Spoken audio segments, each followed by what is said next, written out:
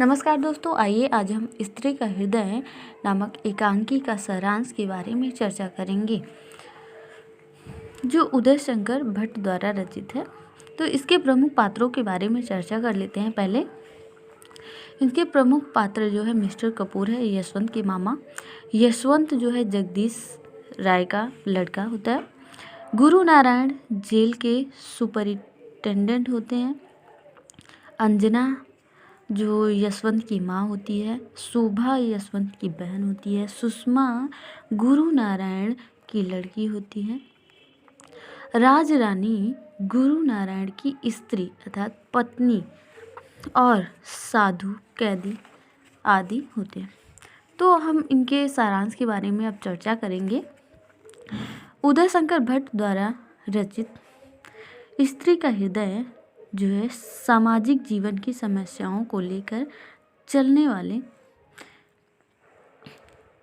एकांकीकार उदय शंकर भट्ट ने लिखा है। उनकी एकांकियों में पारिवारिक जीवन की दुर्बलताओं, स्वार्थपरता, विकृतियों तथा पारस्परिक कला का चित्रण मिलता है। प्रस्तुत एकांकी स्त्री का हृदय इसी प्रकार की एकांकी है जो एक सामान्य परिवार में घटित होने वाली रोजमर्रा की घटना से प्रारंभ होकर एक उच्च वर्गीय परिवार की विभिन्न परिस्थितियों को लेकर संपन्न होती है।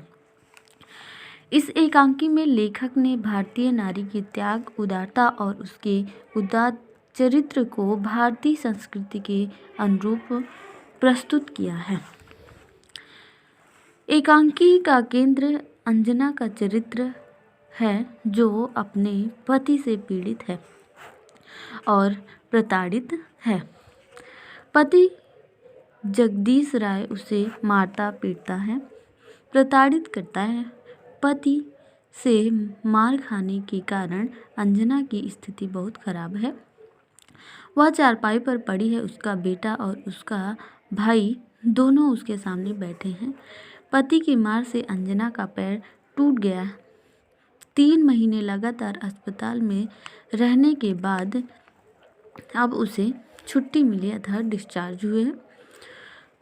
फिर भी वह बहुत स्वस्थ नहीं है।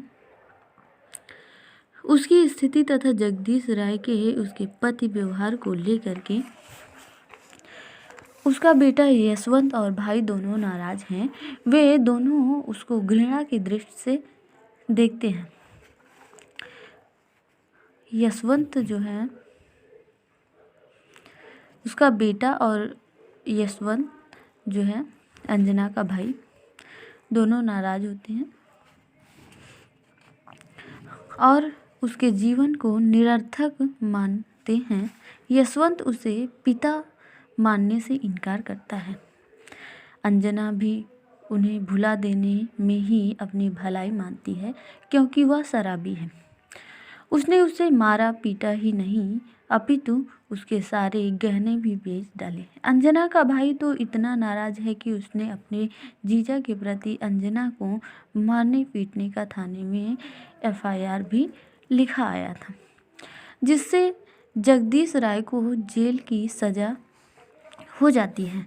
लेकिन बेटी शोभा का विचार इन सबसे अलग है।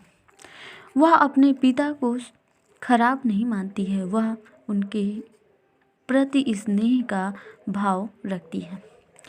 जगदीश राय के प्रति उसके मन में सहानुभूति भी है। वह कहती है, जब पिता कमाते थे तब सबको अच्छे लगते थे। यदि आपकी रक्षा के लिए उनकी नौकरी छूट गई तो उन्हें व्यसन लग गया तो वे कड़वे हो गए हैं। इस प्रकार वह अपने पिता को निर्दोष और सही साबित करने का प्रयास करती है। एकांकी का पहला दृश्य पारिवारिक कलह और अंतर्द्वंद के बीच खुलता है, जहां लेखक यह बताना चाहता है कि जब आदमी पैसा नहीं कमा पाता तो उसके प्रति परिवार के ही लोगों का दृष्टिकोण कैसे बदल जाता है। एकांकी का दूसरा दृश्य गुरु नारायण के यहाँ खुलता है, जो आधुनिक सुविधा संपन्न धनी वर्ग से ताल्लुकात रखते हैं। वे जेल में सुपरिटेंडेंट है, बड़ा सा आवास है, कई नौकर चाकर काम करने के लिए लगे हैं। उनकी पत्नी बड़े ही ठाट बाट से रहती हैं और अपने को उच्च वर्गीय सिद्ध करती रहती हैं। गुरु नारायण की एक बेटी सुषमा है, आज उसी को देखने वाले आने वाले हैं।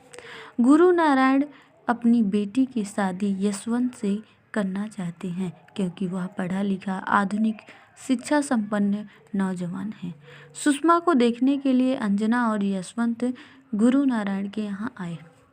यशवंत और उसकी माँ अंजना गुरु नारायण और उसकी पत्नी राजरानी सब आमने सामने बैठे हुए हैं।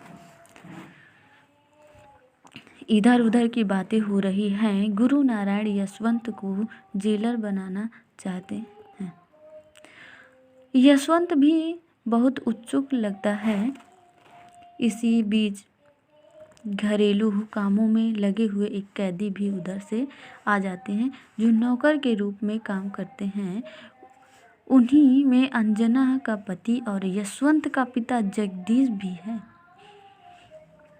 वह यशवंत से मिलने के लिए लपकता है। पिता पुत्र आपस में मिलते हैं। हृदय विगलित पितृ स्नेही उमड़ पड़ता है, लेकिन पुत्र सबके सामने अपने पिता से अपनी पहचान और संबंध छुपाए रहने को कहता है, क्योंकि यशवंत को भय सता रहा है कि कहीं भेद खुल जाने पर कि यह कैदी उसका पिता है, यह शादी टूट न जाए। इसी बीच एक दूसरे नौकर को यह शंका होती है कि यह यशवंत को पकड़े हुए हैं। इस दृष्टि से उसे मारने दौड़ता है। गुरु नारायण भी उसे जगदीश को बुरी तरह मारते पीटते हैं। इस मारपीट के वक्त यशवंत चुपचाप खड़ा है। यशवंत कहता है कि वह हमारे कोई नहीं है, लेकिन अंजना इस हृदय विदारक घटना को देख नहीं पाती है और दौड़कर अपने पति से लिपट जाती है और खुद ही सबको बता देती है कि कैदी जगदीश उसका पति है, यही स्त्री का हृदय है। एकांकीकार यह सिद्ध करता है कि पति कितना भी दूषित और दुष्ट क्यों न हो, लेकिन भारतीय पत्नी उसे असहाय और प्रताड़ना की अवस्था में देख नहीं सकती। वह सब कुछ छोड़ सकती है, लेकिन पति का साथ छोड़ना उसके लिए संभव नहीं है। पति कमा नहीं सकता है, व्यसनी है, लेकिन पारिवारिक संबंधों की डोर इतनी मजबूत है कि वह आसानी से टूट नहीं सकती है। एकांकी की शैली प्रवाहमयी तथा ऊर्जपूर्ण है। शब्दों की व्यंजकता और प्रभावोत्पकता तीव्र और सुगठित है। शैली की बुनावट पाठक और दर्शक को अंत तक बांधे रखती है। संकलन त्रय एकांकी को प्रभावशाली बनाता है। ग्रामीण और शहरी परिवेश का चित्रण बड़ी ही सजगता और सफलता से किया गया है। कथोपचयन छोटे और अर्थवत्तापरक है।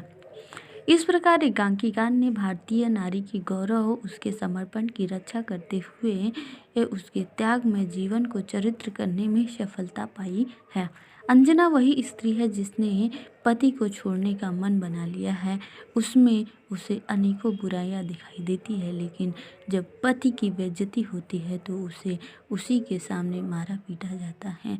तब वह यह सब बर्दाश्त नहीं करती है और उसकी रक्षा के लिए अपने को समर्पित कर देती है। तो हमारा वीडियो यहीं तक हुआ।